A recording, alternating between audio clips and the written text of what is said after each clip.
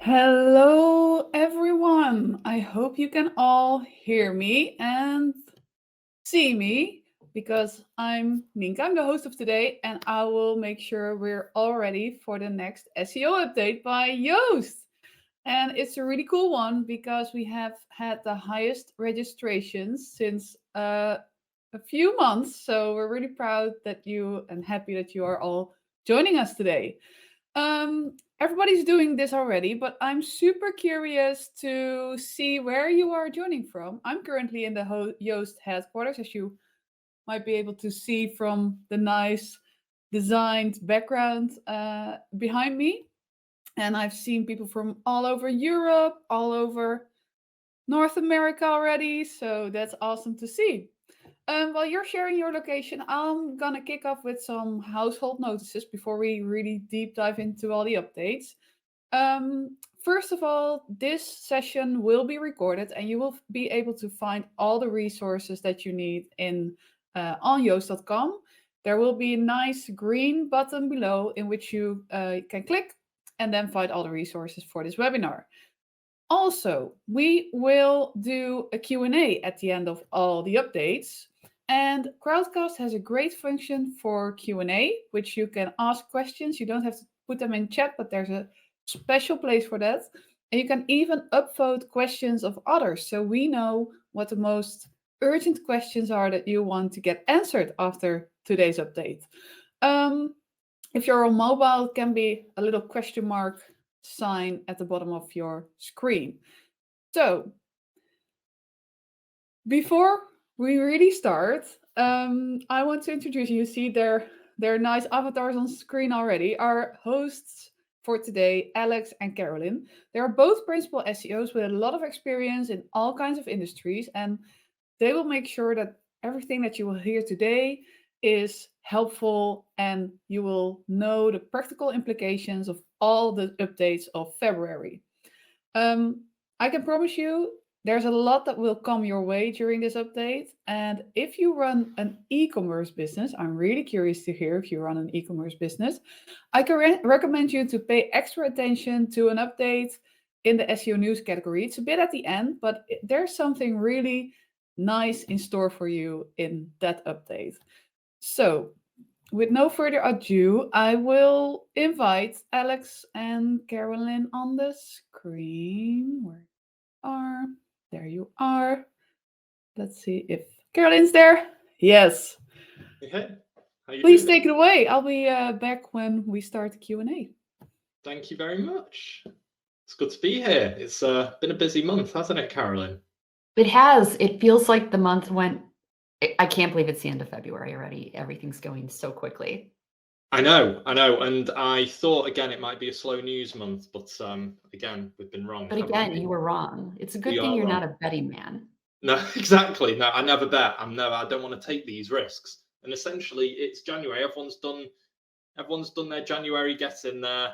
Need to do stuff in February. So let's do a load of updates and make a lot of confusing language that will make us debate a lot for the next month. So, well, let's get through it because I know there's so much to do. So, what are we going to discuss today? SEO news, which I reckon will take quite a lot of the time. We've then got some AI news because there has been a lot happening in AI too. It has been a busy month for a lot of for a lot of people. And then after that, we'll go through a couple of WordPress items, and lastly, we'll have a couple of Yoast updates, and of course Q&A. So first for Q&A, always need to make sure on the right hand side. I don't know which way I'm pointing, but on one side, on the right hand side, there is a nice question mark below the chat icon. Make sure that if you have any questions in there, ask in there. And also, if you want a question asked that someone else has asked, then upvote it. And the most upvotes will probably queue skip, won't they? Which is nice to know. But of course, you can chat, tell us where you're from, tell us if you've got any other interests or anything else that you might have observed in the last month of SEO yourself. If you want to learn more about anything today, you can go on to this, which is yoa.st. I can't say Yoast because it doesn't spell right. yoa.st/update Feb 2024, where you'll be able to see this replayed video that you'll be able to do in slow speed if I'm talking too fast as well. And of course, you can get all the links to the different stories we've been going through today. And if you need to learn more over the month, you can learn from how to start with SEO. And of course, that's within SEO Academy, the Yoast Academy. And it's also worth mentioning that this morning I published our updated SEO glossary, which I will at some point during this course of the update will share in the chat, so you can have a look and tell us what you think of it. So, SEO news. What's happened first? IMP. Tell us about what you think about IMP. So it's paving way in what, 2 weeks or something? Yeah, so there's been a lot of confusion about what's getting replaced and what's not getting replaced with Core Web Vitals. I know initially when this was announced, everyone's like, oh, Core Web Vitals don't matter anymore. It's just one facet of Core Web Vitals that's being replaced for a metric that they think is more appropriate and actionable than the old one. The old one was first input delay. The new interaction is interaction to next paint. Interaction to next paint is, I would imagine, similar to largest contentful paint. So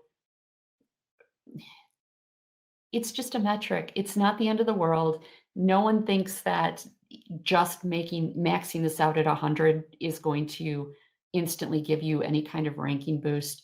This is still a piece of the Core Web Vitals pie.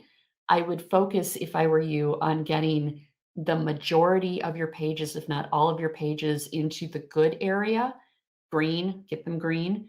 Don't worry about making everything perfect. Don't let good be the enemy of, or don't let perfect be the enemy of good. I never get that right. Okay. Don't let perfect be the enemy of good. You want good. Everything has to be at least good. You don't want needs improvement. You don't want poor. You want everything green. But other than that, green is fine. Doesn't have to be 100%. Exactly. That's why there's a whole point of having a space for green. Otherwise, green would just be 99 and 100, if not just 100, and then everything else would be orange. So yeah, don't be too don't be too paranoid about every single metric, because you'll spend more time on that than you should do on other more natural elements of the website. So it's still good to know that don't get too scared if something goes up or something goes down. Breathe, have a look. There might be something very easy to do, and if there's something more important to do, at least you've got a little bit more clearer information sent to a dev, and it isn't just going to be a 6-month nightmare for you. I wouldn't panic too much. This is fixable. This is doable, and it's not. This is by no means the end of the world or even a seismic shift in your reality. Just focus on getting everything to green. Don't worry about getting things to 100%. Yeah. So talking about getting things to 100%, we had a very, very long post by Jarno van Driel, who I'm sure will be a fan to hear that we're mentioning him here. So what you can see here is a schema entry on one URL. I think there was 700 in that, but I think he actually found something with 7,000 entities and trying to take Jono for his money as the most complex schema entry ever. But anyway, he went through a very big rabbit hole. So if you're in the mood for having a very complex read about structured data, EEAT, and any, if at all, correlation, you can do here. And he does it in a very nice way, bit of a storytelling way. But in short, no, it doesn't influence EEAT. Structured data and EEAT, whilst they have a connection in code, don't have a connection to do with actual more visibility. Maybe you can elaborate more on the connection or lack of with structured data and EEAT and what people should think about here. Oh, geez. So I think what we've discovered from reading all of this is that it's complicated, and that the way people's brains make the connections from point A to point B when it comes to structured data and EEAT and rankings, they go in different directions. I think the important thing is that we all kind of arrive at the same place. The things to remember about EEAT is that it's not a ranking factor directly, and fixing your structured data is not going to necessarily improve or change what Google thinks about you as a person. Actually, the more I think about this, the more confused I'm making myself. I guess the short story is you need the structured data to help the search engines understand what's on the page, what you're talking about on the page, but mostly to make it easy for them to take pieces out of the page that they want to use and repurpose for other things. It is not going to necessarily help with your rankings, other than it makes the engines understand what's on the page better. And if what's on the page is worth ranking, then they will rank it. You're not going to accidentally tell them the page is about something it's not, because the structured data is there to make it clear. EEAT is so subjective. It's not, we talked about that. What was the thing we talked about Tucker Carlson? Having his name on an article isn't going to make that article rank better because he has more authority. It's because he is a more widely searched, higher search volume thing. And that his entity is going to be attached to or associated with that article because his name is mentioned. So whether he wrote the article or the article's about him, it will show up for his name. It's not going to magically provide fairy dust that will make your entire site have more authority. Yeah. Which I'm still not sure is entirely clear as mud. Maybe I think we were trying to describe it in the simplest way, and using Tucker Carlson was a good example because he's such a well-known.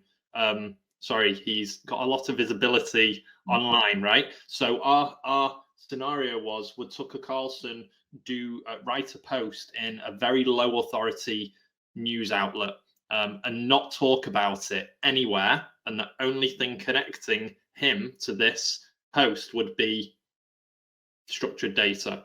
The point is, would it be influenced because of who Tucker Carlson is? And the answer, in short, would be no. The result of him publishing it and other people seeing that and then linking to or citing that is the result of him as a person. But it's the factor that goes into the ranking is what happens as a result, not because it's him. Yeah. So he as a person is popular, and it will attract links because of who he is. But I mean, that's not really something you can affect through structured data. That's not a thing that you can affect through any machinations of your own. That is a thing that is a fact, and he is as an entity attracts links.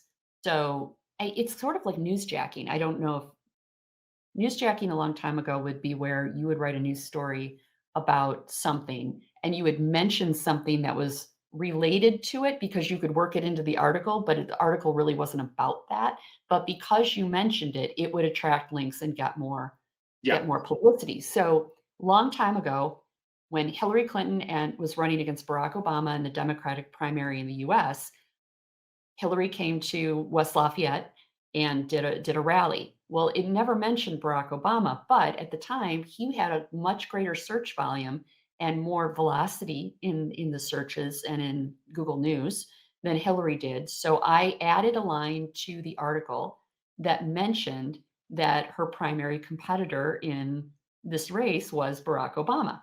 All I said, I mentioned his name in the first paragraph. The story got so much more traffic, so many more views, because I sort of hijacked that mention. And I feel like this is very similar. But again, not a ranking signal. You're just sort of taking advantage of the notoriety of something else. Exactly. I still feel like this is very clear as mud. Yeah. Well, it's good to know, right? Good to know. But if anyone wants to go down an even deeper rabbit hole, do read that. You'll get a link in the next email about it. So, what do we have next?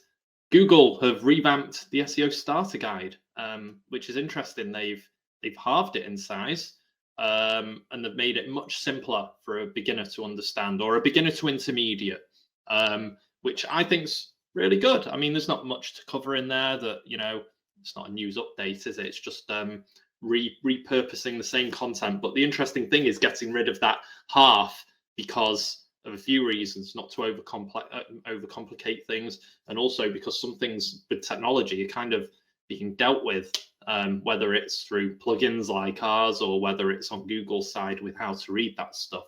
But it was good to know that it's done. I know that advanced SEOs are like, why has it gone dumber? But it hasn't. It's just not for them, right? Sometimes, I think sometimes you have to write, you have to not get too complex or detailed or even nuanced with your instructions to people at the beginner end of the scale, because it's a lot to keep track of. And if you mess up any of the foundational points in your head, the more advanced stuff will start to not make sense.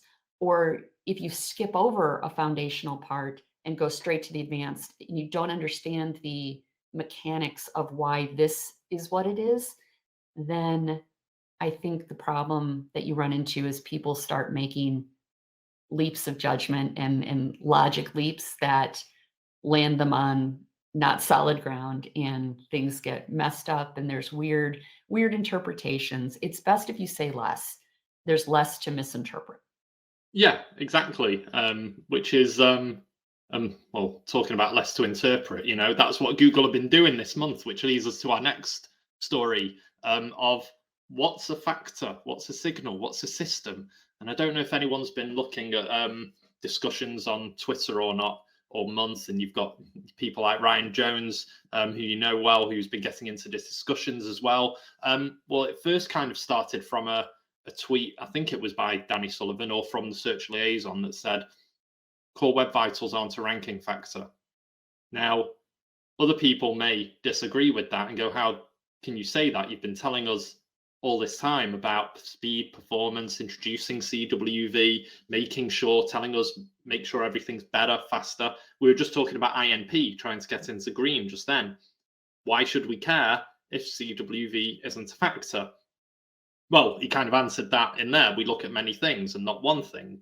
And it might not be a direct ranking factor, but then they kind of, again, add fuel to the fire. They say that it's not a factor, it's a signal. And it's kind of goes into like lawyer talk at that point. Do you know what I mean? What's the interpretation of a word? What is the word that you should use? And I even made that GIF myself when I was talking to Yarno, funnily enough, about this. Everyone's pointing at different things of what is a signal, ranking, and system. Again, overthinking, right? Saying too much, trying to interpret every word, just crack on. So I think when Google talks about ranking factors, they mean the actual algorithm, which, to be fair, they don't even know what that is at this point.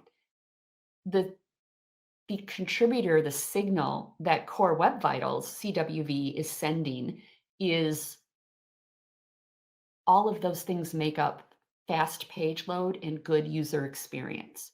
So while the Core Web Vitals themselves individually are not part of the algorithm officially, we all know that your page speed and the user experience are ranking factors. So Core Web Vitals explain to you the different things that go into a good user experience so that you can fix that. That's why it's important. But once you start, Google has always spoken in a very Clintonian sort of way. You have to semantically dissect everything they say and look at the words that are used in the context that they are used, and that is really the only thing that those will be applicable towards. They're not in the business of giving away the secret sauce, assuming they even know what the secret sauce is at this point. So, are Core Web Vitals signals, or are they ranking factors? Google says it's not. We all know that it is clearly important because we can see a change in how we rank when your Core Web Vitals go in the tank, because that means there's something wrong with the site. It's slow. The crawlers are having problems with it. The users are having problems with it. And when the users have problems with the site, Google is not going to recommend your site to the users because they want the users to be happy. Mm-hmm. Mm-hmm. So it all goes into this mismatch of how they're going to rank things. Just because Google says this is not officially part of the algorithm doesn't mean that they're not looking at it, and it doesn't mean you can ignore it. It's weird because as you were saying secret sauce, in my head, my analogy was I was thinking about McDonald's fries, for example, and the secret and the actual sauce, the Big Mac sauce. And it is, people try to replicate it and you can't get it exact. But does that mean that the source isn't? I'm pretty sure it's just Russian dressing with relish in it. I'm sure it is. But like, for example, if you close your eyes and you eat a McDonald's fry, you know that's a McDonald's fry. I would be able to. I think I'm that confident I'd be able to distinguish that fry from another fry. But the other fry is still a fry. It's still a fry and it's still edible and it's still very tasty. But McDonald's have that specific recipe on it. But that doesn't mean that no fries aren't good fries.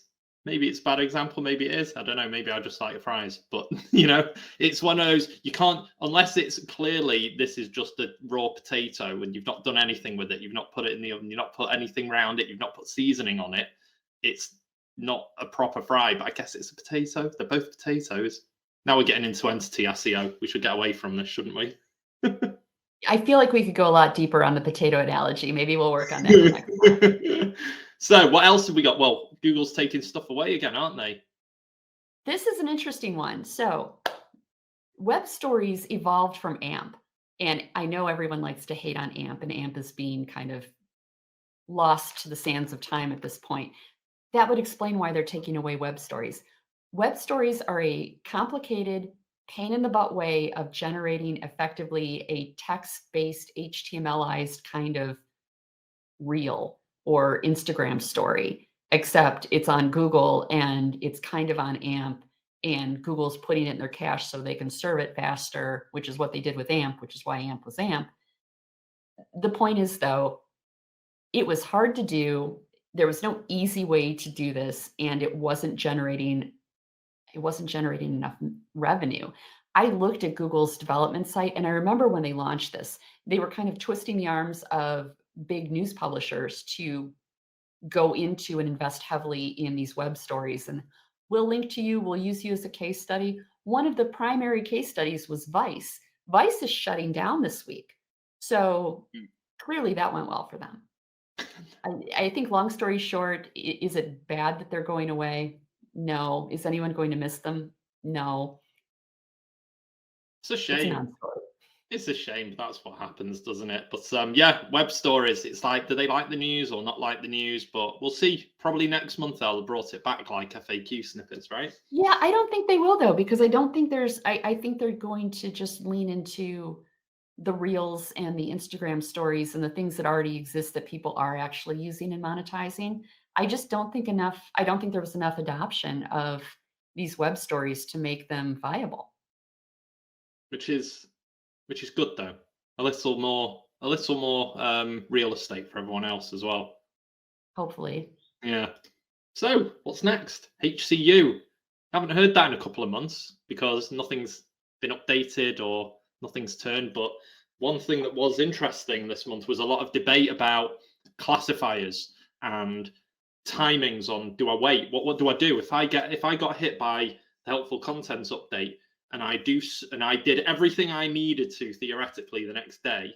Do I have to wait until Google does something again, updates the algorithm? And in short, the answer is no. If you were to do everything you needed to do within 24 hours, well, at least what Search Liaison's saying, you should be able to recover without waiting for what's going to happen next.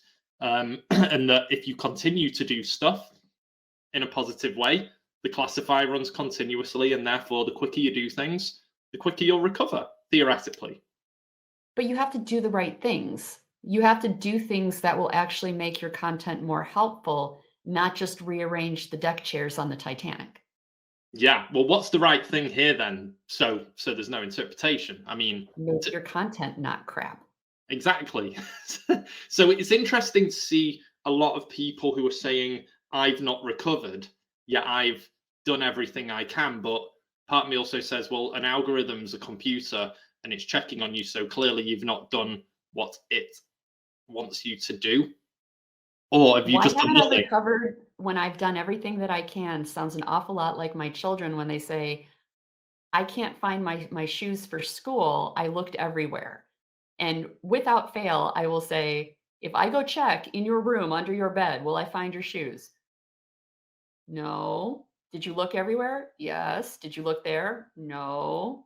Okay. It seems like a thing a kid would say. clearly, if you have not recovered, you have not done the right things. So you have not done everything. The HCU is about helpful content. If you got hit, your content was not helpful. Therefore, make your content helpful. Yeah. I think one thing he didn't answer, though, or they didn't answer, whoever was behind the tweet that day, was if you did everything you needed to and you completed your list today, how long it would be until that recovery happens. There was no set timeline. Someone said if the 2 weeks. classifier is running all the time, then I guess it would be, how long will it take the crawler to grab your data, recalculate it, and then determine that you've done enough to start seeing a change. So if they're looking at, let's pretend that we know what they're doing. Let's pretend they're looking at the average of the content throughout the entirety of your site. That means it'll have to crawl all of the content on your site, or at least enough of it to count as the 50% plus one, or whatever it is their magic number they're looking for. And everything that they've looked at has to add up to the right number. I'm sure they know exactly how many pieces of content they have on your site has submitted to the index, right? If they know the total, they know the magic number for that percentage. So they've got to recrawl everything, and you've got to hit the magic number. Do you know what the magic number is? No. Are they going to tell you? Also, no. Just go through all of your content, all of the content that they might be looking at, and make sure that it's helpful. If you have not touched every single piece of content to ensure that it is meeting that standard, that helpful standard, then you have not, in fact, done everything that you can do.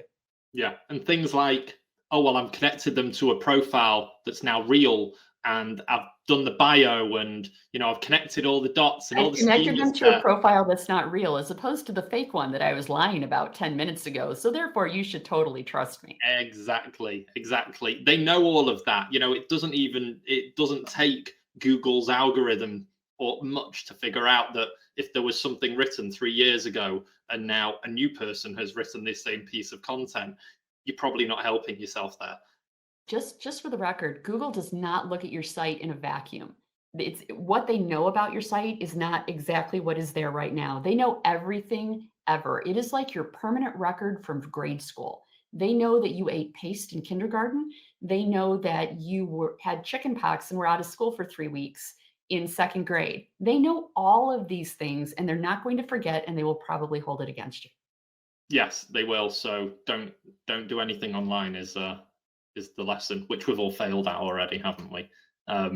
So next, new search experiences, but only in the EEA, which is the European Economic Area, maybe? Let's go with that. I mean, it's pretty reasonable. Yeah, it's pretty close. In Europe, right, they have changed the rules on what some comparison sites are doing and comparison-based searches in search results. This was via a court ruling. Was it DMAC? I think DMAC, something like that, about monopolizing results on search engines. So in short, if you are an e-commerce person or you do holidays and comparison, that kind of stuff, all of these things are going to be better for you. If you're in Europe. Oh, it's the European Economic Area. I was right. Thank you, Axel. Yes. Right. That was a good guess.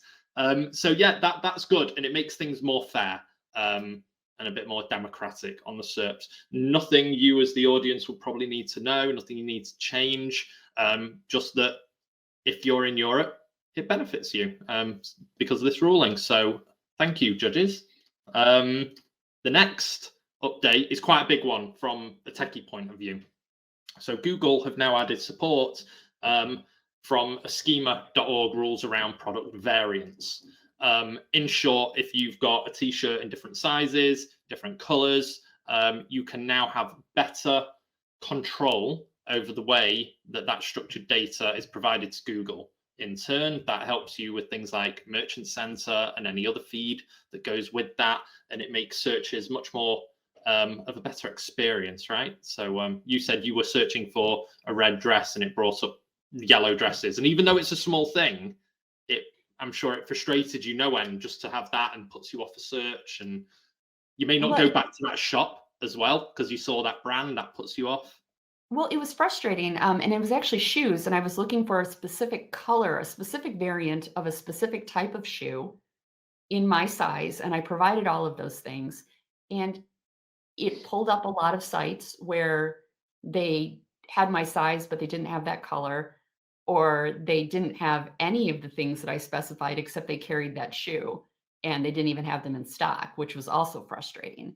There are, again, this all goes back to Google wants to make a satisfying and happy user experience. And as a user, I am happier when they show me pictures and take me to places that have the thing that I am trying to find. Yeah, and I think the other thing to think about is that as time moves forward, because this is being supported, if you don't do it, you won't be visible in those places. So Right. if you are selling red shoes and you do not put red, you may not appear in results that are filtered with red, even though the technology can understand that it's a red shoe from reading the picture and all of that kind of stuff. It still may not, because it's not the structured data you have spoon fed to them, may not be enough to get you in that search result. So that's very important to do. Or you didn't provide that specific information, even though the picture matches, but somebody else did. So it's not that you're not necessarily in the results, but you're far back because other people did it better. So this isn't a case where you just have to be faster than the slowest gazelle to be eaten by the lion. Anyway, the point is you need to do it right because somebody else is going to do it better. And if you want to beat them, you have to at least be as good as they are, if not a little bit better and faster and more what the user wants. Yeah. And before we go on to the next one, we did have user 8C7B99A8B925B2C8 ask a question. What about service variants? They didn't say anything about it as very quick answer to that. But I'm sure when those come out, that will be Yes. a wonderful thing to incorporate. Exactly. If you do have service variants, my advice is maybe to just adopt the schema.org stuff now. Yeah. And then when they do click on the switch, like they have with product variants, you're already there. So that answers that question, even though you didn't officially ask it in the question. I'll let you off because you have a good username. So the last one in the SEO news. Oh, you're going to want to talk about this, aren't you? This is the one I contributed. So Reddit and Google are expanding their partnership. Reddit is selling Google access to the entirety of Reddit's database, all of the user contributed information for $60 million per year. And Google is going to use this to train their language models. So they're going to train their AI using content from Reddit. This is incredibly frightening because the intellectual average of the content that's on Reddit is interesting. We'll call it interesting. My concern is that if the AI is learning about humanity from the I don't want to say garbage. I'm sure some of the comments and posts are very intellectually, wonderful, but a lot of them aren't. A lot of them are silly memes. A lot of them are rude. There are entire groups that are dedicated to hating people or hating companies. And if the content that you're getting is all that negative bile, what is the AI going to start saying about things? Okay, so let's look at celebrities. There are hate groups about certain royals. Let's say I know I wanted to say one off the top of my head, and I'm trying not to say the name. So let's say there is a royal adjacent person that everybody likes to hate. Everything that people say about that person that's in Reddit is going to get learned by this AI. And then if you ask the AI in the future, why does everyone hate so and so? It's going to tell you, as though it is fact, all of these nasty things that people have said, whether they're true or not. And that can be applied to companies, that can be applied to politicians.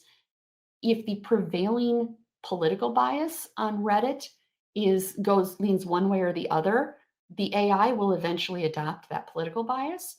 I just don't know that this is a great I don't know that I want the robots learning about humanity from Reddit.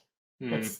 That's like having the robots learn about humanity from 4chan. It It's is, just but I don't know. I see not the flip side, because I get what you mean. Like I think the term you're looking for is degen. It's degenerative language everywhere, and I get it. But unless Google is on a challenge to understand degen behavior and know what not to do and learn from it in order to provide a more objective view and understand what opinion is, I don't know, because we are complex to learn, aren't we? Especially when we're hidden behind keyboards. So it's a very yeah. big challenge for them. Lisa just commented AI is Cyberdyne 1.0 and the 80s kids have warned us. They have. And there's so many times that the politicians now are proposing things that either have to do with AI or controlling the weather that I just think to myself, it's like, I have seen this movie and it went badly for us. Why are you considering this? There were somebody said something about we're gonna shoot a rocket into the sky and we're gonna figure out how to block the UV light so that global warming gets stopped. That is literally the premise of Snowpiercer, and the world is plunged into an ice age and everyone dies. So Yeah. And then none you of get these things arguments end in a well for small us. train as well. You can't even live peacefully in a small space. There's only how many were there of them? 1,000, and everyone gets in arguments automatically. It's horrible. Yeah, it's going to be Anyway, interesting what they do with it. But then obviously this has had snowball effects on the fact that Reddit's having huge uptick in visibility. It's ranking for anything.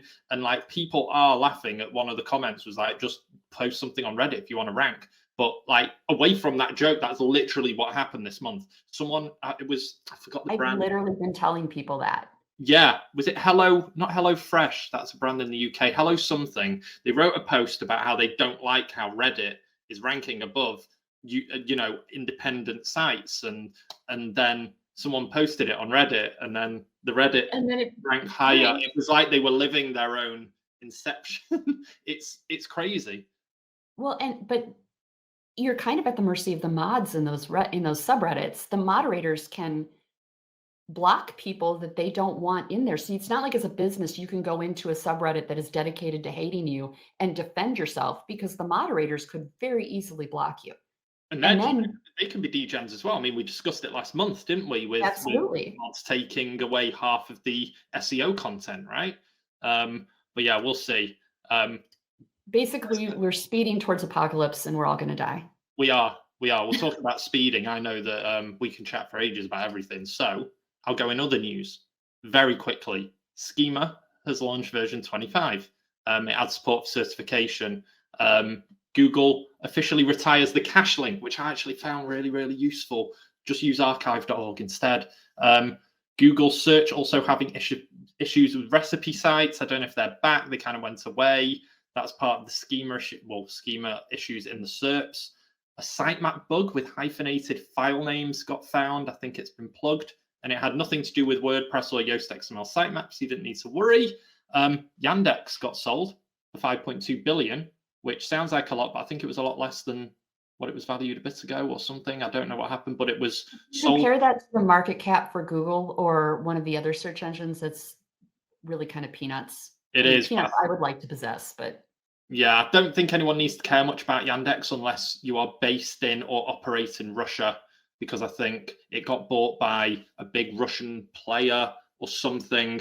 So it's good if you're in Russia, operating in Russia is the only thing I know. Google have also said they're going to clarify EEAT and quality rated guidelines documentation, which will be interesting. I'm sure a lot of techies will have lots of complaints or interpret one sentence in the 79-page document differently and cause a massive Twitter explosion. Google confirms a fix to a week-long search and indexing. That happened at the very beginning of the month. It happened for about a week, and I think it affected 1% of sites or something, but that was all plugged up. Machine learning is now removing fake reviews. I would have liked to have talked about this longer, but there's not too much to cover, really. They've been able to get more sophisticated, identify fake reviews, fake reviewers, been able to deal with stuff on a very big base. I think they've got rid of 43% of fake reviews in the last year or something.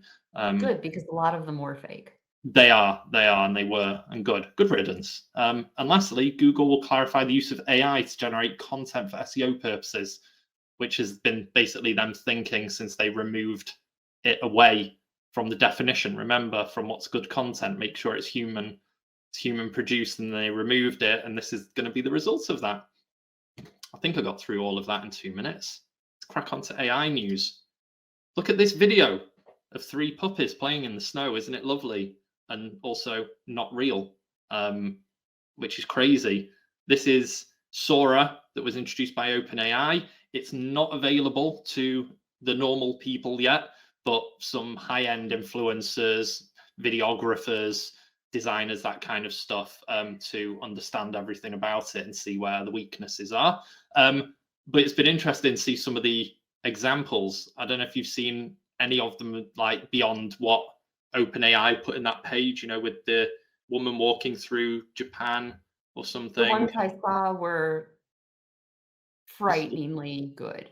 They are, and a thing to note here is that this is version 1. Like, this is the worst that you're gonna see it, right? So if you were, they're cherry picking what they're showing us, so it could be highly dependent on the inputs it receives, but we don't know that yet. But what they are choosing to release is clearly very good. But remember, Google faked one of their product launches, so we don't know that OpenAI has done that. But I've become a very distrustful person.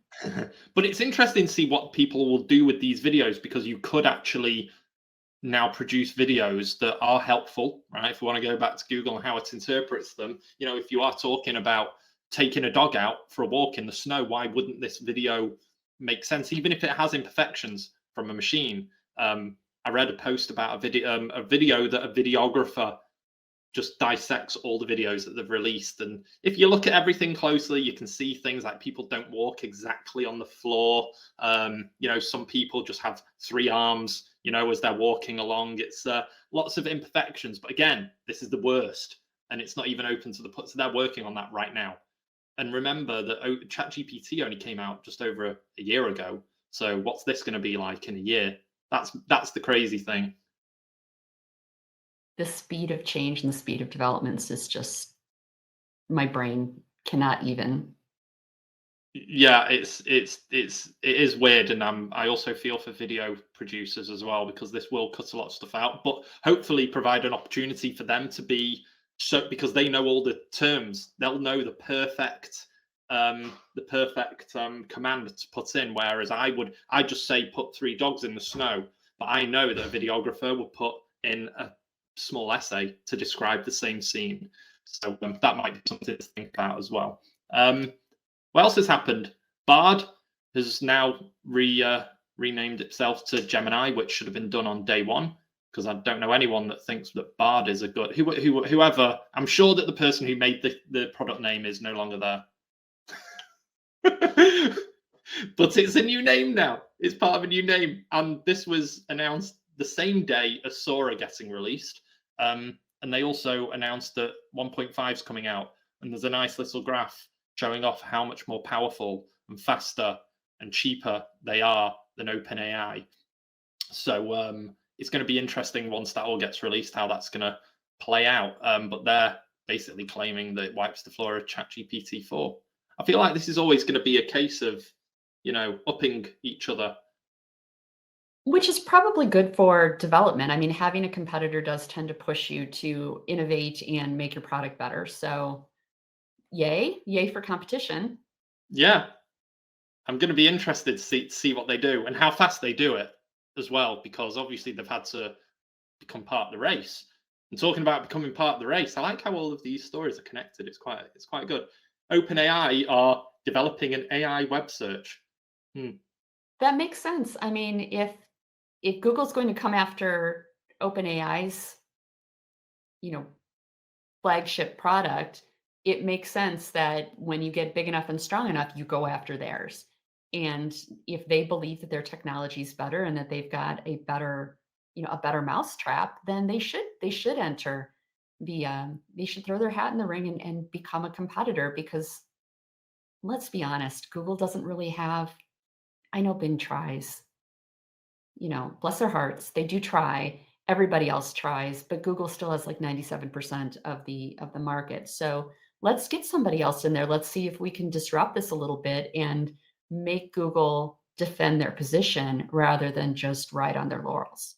They should, because search volume. Barry Schwartz did a bit of a survey on Twitter, and I think on LinkedIn, I think he's combined a bit of data together that less than 20% of SEOs or people who participated in this think that nothing's going to happen with search results.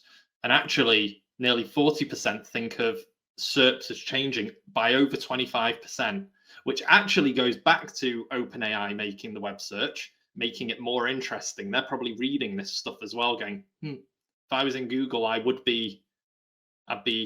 heart would be racing a little bit faster at the moment, deciding what to do. But that's the search team, right? Not the AI team. They can do their own stuff. But it's going to be very interesting to see how accurate this is in a year. I mean, we'll be talking about it hopefully in December, talking about what actually happened over the year. So I don't think Google's actually going to sweat about this, because I think the way the SERPs are changing is going to make it so that the only way you can appear above the fold in a premium position is PPC, which is only going to drive up revenues. So while this is maybe bad for organic marketers, I think from Google's perspective, this is going to be revenue enhancing.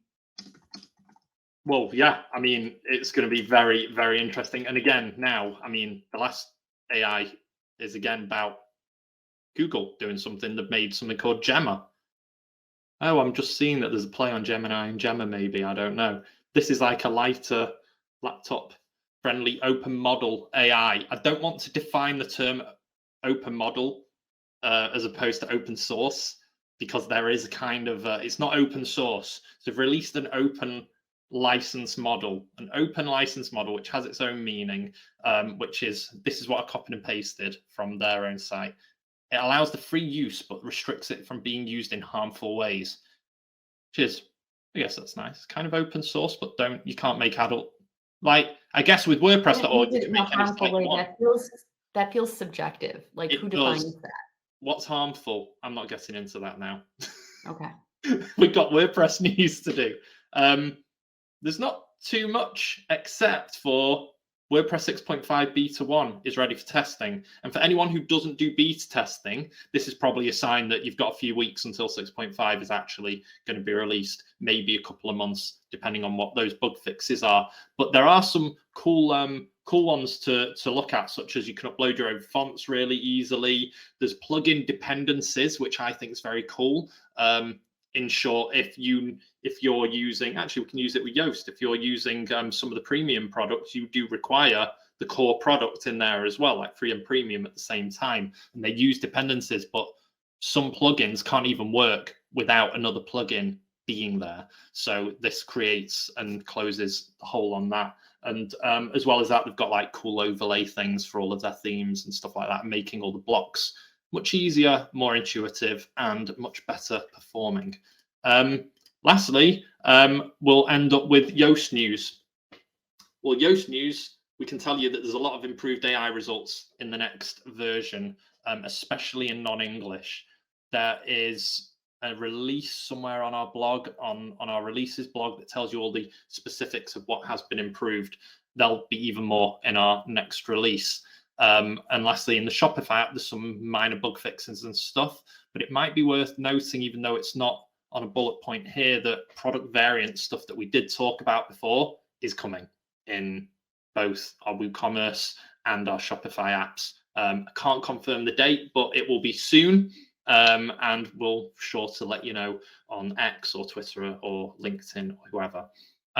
So with that, where can you see us in upcoming events?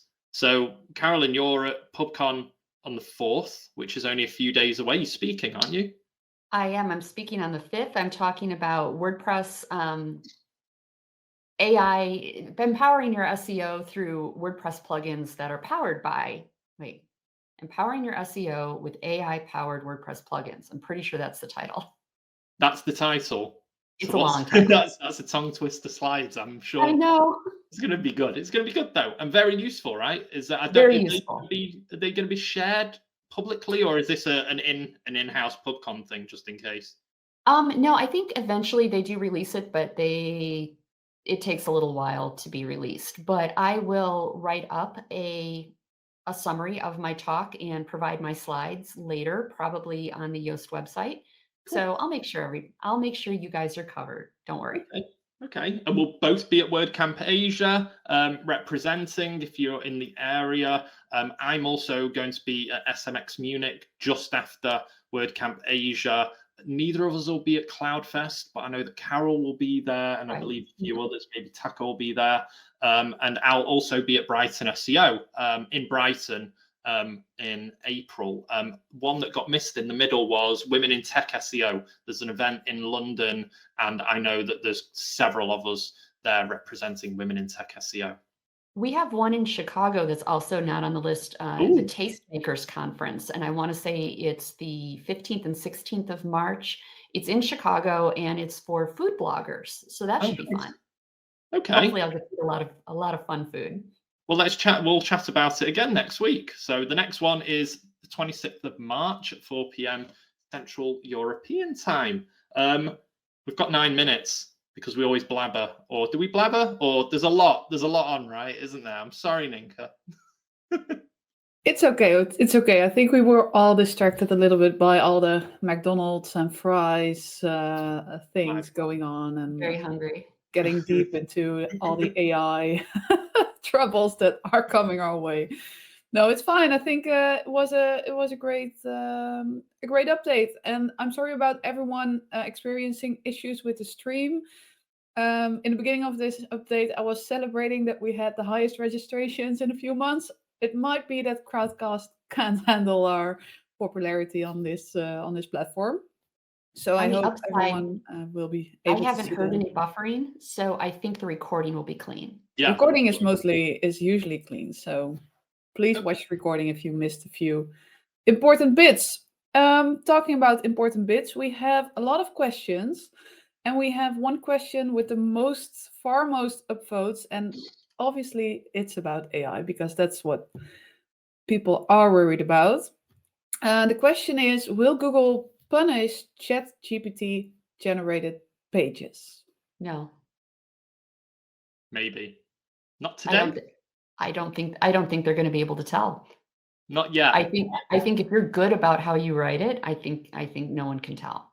I would also maybe say as soon as they release that using AI for SEO content thing that Google did mention that they were going to do, read that with a fine-tooth comb. If you are generating pages with ChatGPT and you are guilty of using AI content, 100%, then read it. And then if there's anything they're telling you against, just update it a bit and make sure that it's got enough useful stuff in there to be helpful for them. So I think this is like using stock photography and photos that